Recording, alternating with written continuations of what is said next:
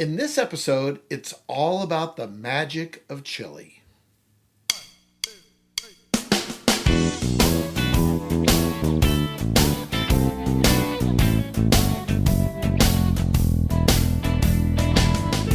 This is the Happy Diabetic Kitchen, the podcast about people who love to eat and cook healthy.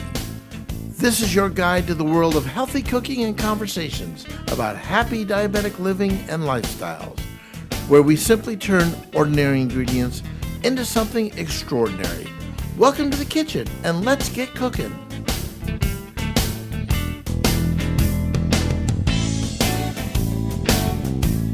Hello everyone, I'm Chef Robert Lewis, the Happy Diabetic, and this is the internet's most delicious cooking podcast. Hey, I'm here in the kitchen getting ready to explore a healthy diabetic lifestyle.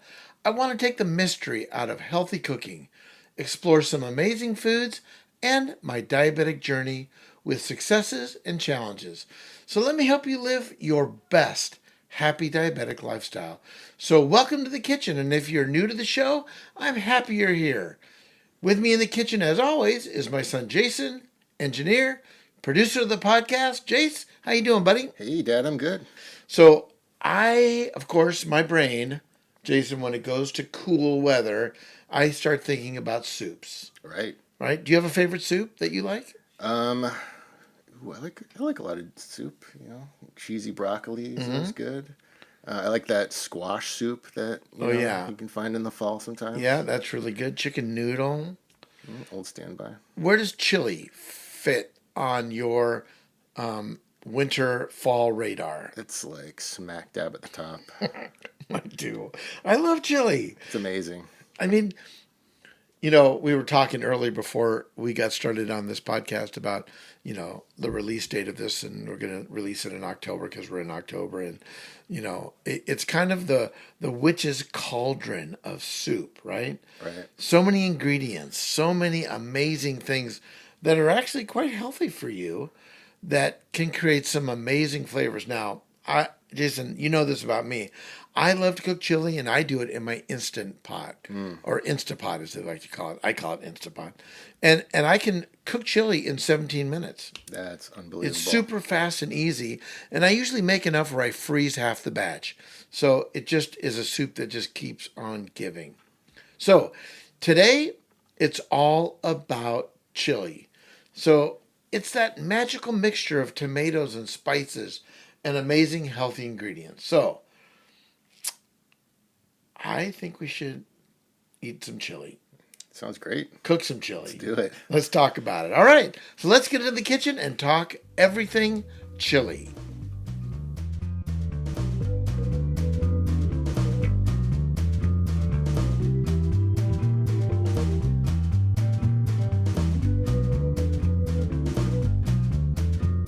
So we're going to start off this episode with my cooking tip. Tip number 112, because when it comes to chili, this is really true. Always taste your food before seasoning. Figure out which way you want to go, and then start adding your spices and your ingredients. Now, remember this. You can always add more, but you can never add less. You can't, that was ridiculous. Let me say that again. Hold on. So, always taste your food before seasoning. Remember this, you can always add more, but you can't remove it. So add a little, taste. Add a little, taste until you get it right where you want it. And remember, when you're seasoning soups and sauces and chilies, the longer it cooks, the more the flavors develop. So although you might taste it right away and you're like going, it needs more pepper, give it some cooking time, season as you go, taste as you go. Always add more, but you can't remove it.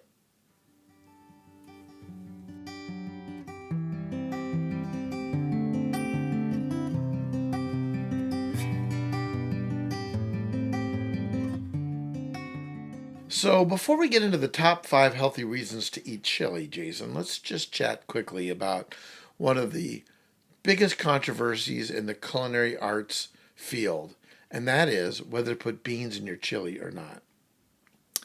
Interesting. I can tell you my girlfriend is very much on the side of no beans. I'm personally on the side of beans. I'd be interested to hear the arguments against, though. Yeah.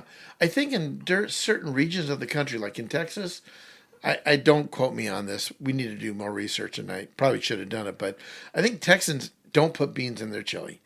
Um, I'm a bean fan because of the fiber and the protein and the low cost of beans. I just love the taste of beans. I love what they do for people living with diabetics. That fiber helping to keep your blood sugars from spiking. But man, some people get just up in arms about beans in their chili or not. Right. I mean, like, if you're trying to fill out a pot of chili, like, adding a couple cans of beans is a cheap way to do that. Right. Now, Jason, do you like your chili thick or thin? You know what? I grew up, my only exposure to chili was like the thin brothy stuff. So the first time I tried your chili that you use cornstarch in, I believe, Yeah. it was like a revelation. Like, it was amazing. So now I love it, like, kind of thick and stewy. Yeah. I mean, I just make a slurry of cornstarch, like 3-to-1, water, cornstarch, and then just add it to it. You know, if you're going to mix it, use cold water, mix your cornstarch, make a slurry so it's all dissolved, and then add it to the chili and let it cook out.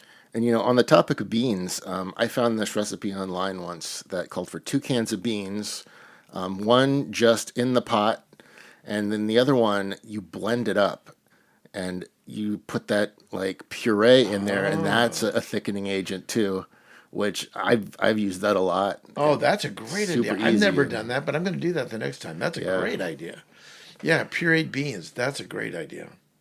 Yeah. Stirs right in there, adds a little thickness. Yeah, I'm a thick guy. I like to add crackers, and I like it thick. Thick and, thick. Man, if we're talking about like all the extras, like a dab of sour cream, chips, cheese, like I know. we're It's talking great. take a 500-calorie bowl of soup and change it into 1,500 calories. But think about I mean, that's a great idea. So let's just think about that for a moment. You've got friends coming over for a football game or something, whatever, and you've made a basic chili. Why not add a little like chili bar of condiments? And you could even make chili without beans, and then they can put the beans right in because beans are fully cooked. Oh, and speaking of toppings, how could I forget the chopped onions? Oh, you got to have chopped onions or even caramelized onions. Ooh, baby. I mean, wow. I mean, that's part of being a cook, right? Is imagining what could be and then executing on it and creating an experience for your guests. Right. That's what I love about it. All right, well, that's awesome. Let's talk about my top 5 healthy reasons to eat chili. So, chili is healthy and it is good for you. It's filled with protein. Chili has tons of fiber. The ingredients are packed with vitamin C. Beans have a lot of iron, and chilies can actually help you lose weight. So let's get into this a little bit more. Number 1, the meat in your chili is an excellent source for protein. Even beans are a really good source of protein. So if you make your chili with beans, you have a great second source of protein also. Even if you make vegetarian chili with beans, it can be a great source of protein. Protein is really good for you. Number 2 could be fiber. If you need fiber in your diet, and for me as a diabetic, I love high fiber foods. They make you full, right? They help you not eat so much. The chilies, the peppers, the beans in the dish are excellent sources of fiber. Fiber not only works to help keep you regular, and you know what that's all about, but it also slows the rate at which sugar is absorbed into your body and can lower your cholesterol levels.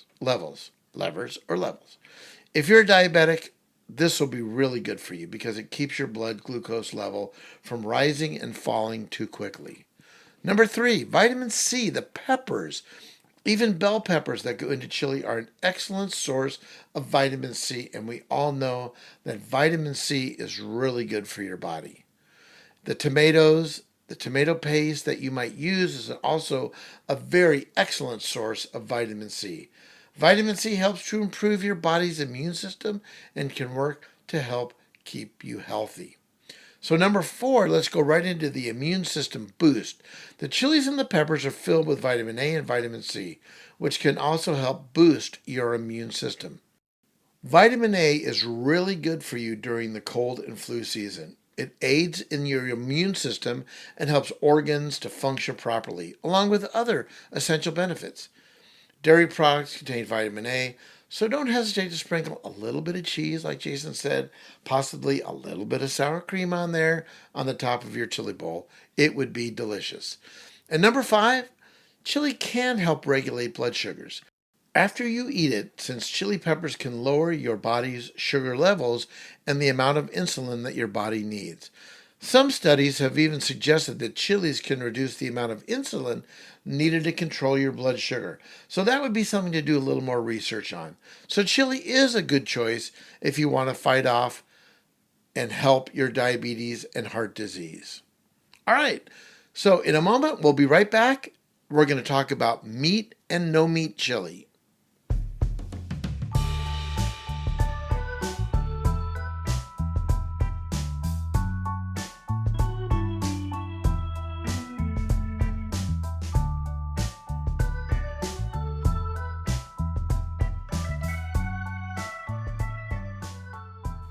All right, let's talk about meat in the chili. So, when you arrive at my website, happydiabetic.com, and go under the blog, you're going to see my chili recipe for a basic no meat chili base.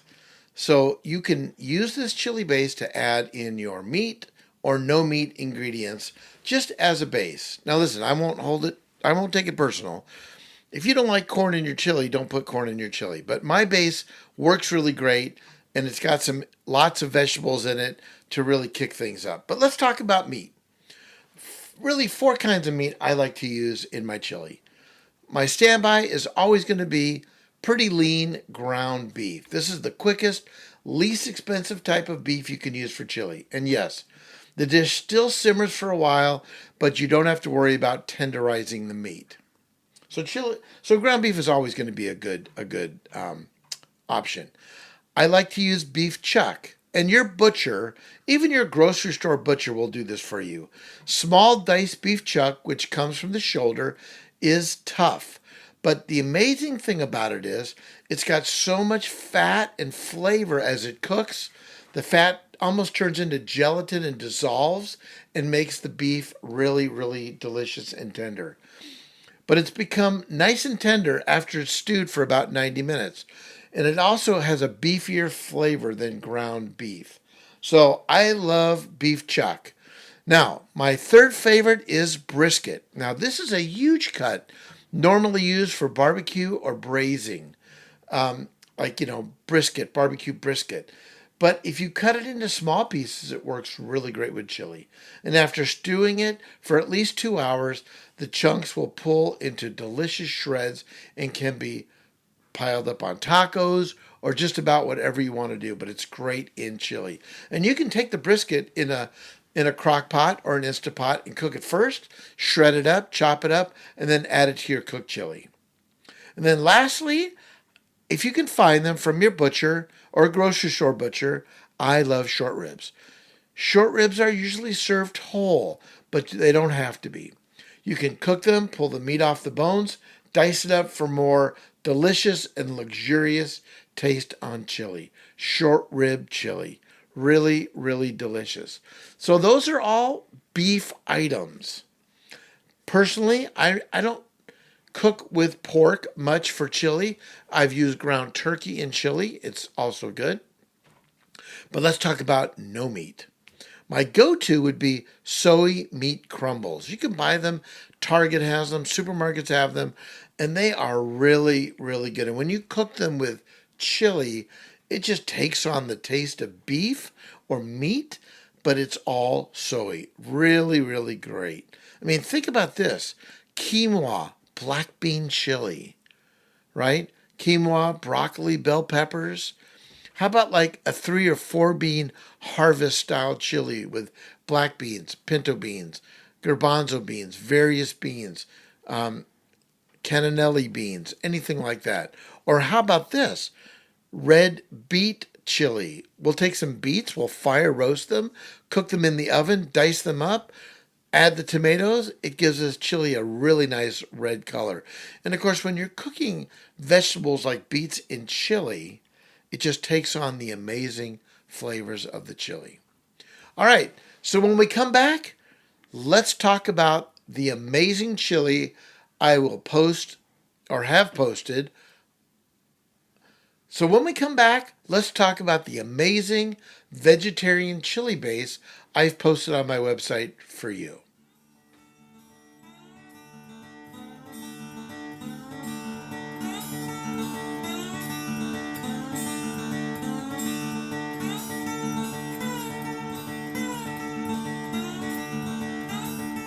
Okay, welcome back, everybody. Amazing and easy vegetarian chili base.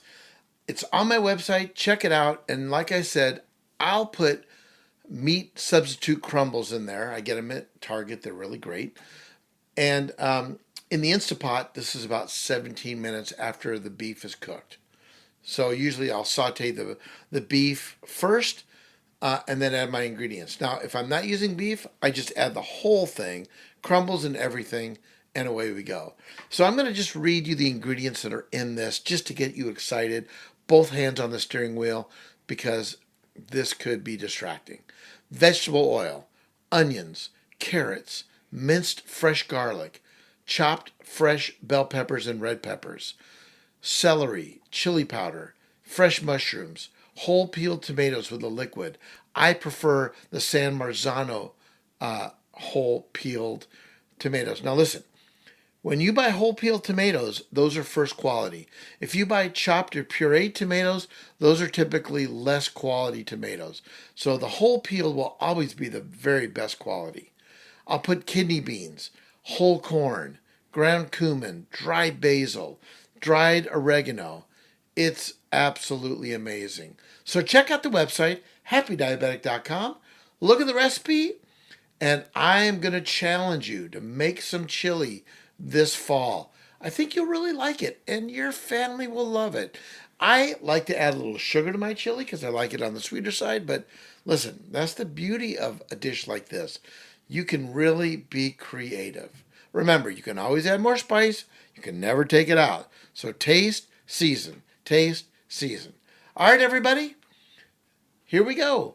It's your turn to make chili. I can't wait to see your pictures as you post them on the website at happydiabetic.com or on my Facebook page. So be sure to follow me on all my social links. You'll simply find them all at happydiabetic.com. Just look for all my links at the top right-hand side of the page. And hey, if you have a question for me, go to my website, hit the contact tab, you ask questions, I'll answer them, and who knows, they might even become part of the next show. Maybe I'll select your question and send you some cookbooks as a big thank you. Thank you for listening, and if you are loving what you hear in the kitchen, please leave a comment or feedback at Stitcher, Google Play, or Apple Podcasts, or wherever you're listening. Your thoughts and comments are very much appreciated. Thank you again. Our podcast is produced and engineered by Jason Lewis. Our theme music by the Happy Diabetic Kitchen Band, and yours truly, Chef Robert, on the guitar.